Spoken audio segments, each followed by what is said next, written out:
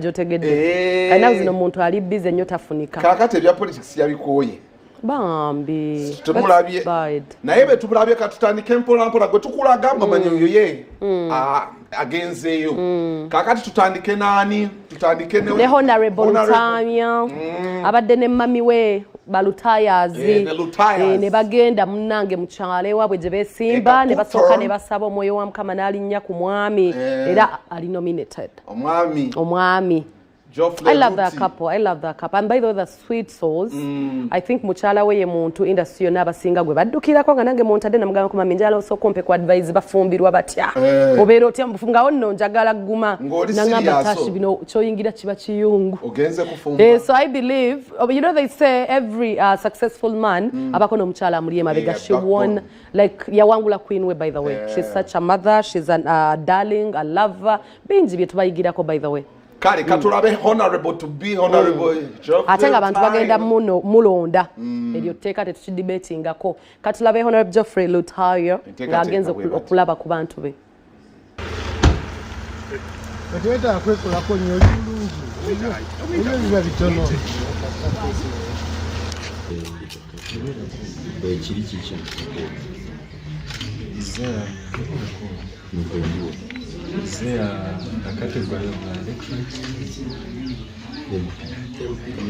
I, Ashaba Annette, being returning officer for Jotela District, declare Mr. Lutaya Godfrey Joshua duly nominated as a candidate to contest for election as Member of Parliament for Kakuto County, Jotela District.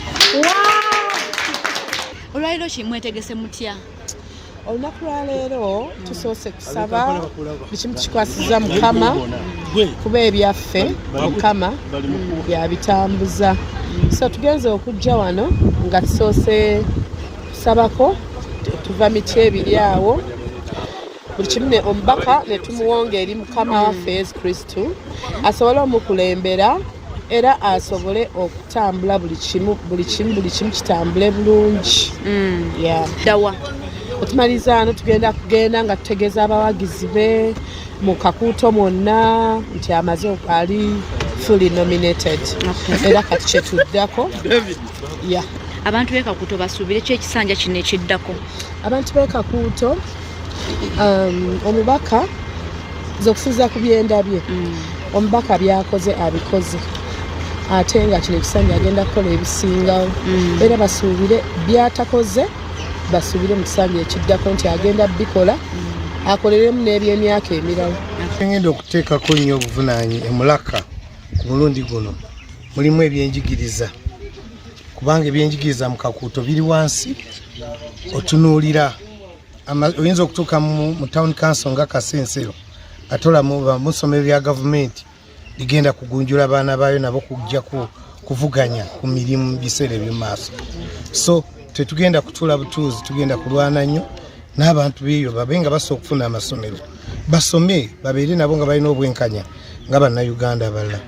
Ngenda kutunula mu bintu by'amalwaliro ebyobujjanjabi ngenda bitunulako nnyo kuba abantu bagenda amalwaliro nja kukuwako kyokulabirako ekya Kakuuto Health Center for nti otuukayo nga temuli wadde gloves oziraba nga teziri ebiseera ebimu.